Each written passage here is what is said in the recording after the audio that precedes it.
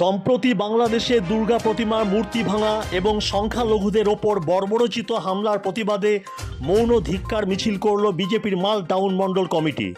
শনিবার রাতে মিছিলটি পার্টি অফিস থেকে বেরিয়ে শহর পরিক্রমা করে পার্টি অফিসে শেষ হয়। কর্মীদের হাতে ছিল মোমবাতি, মুখ ছিল কালো কাপড়ে বাঁধা।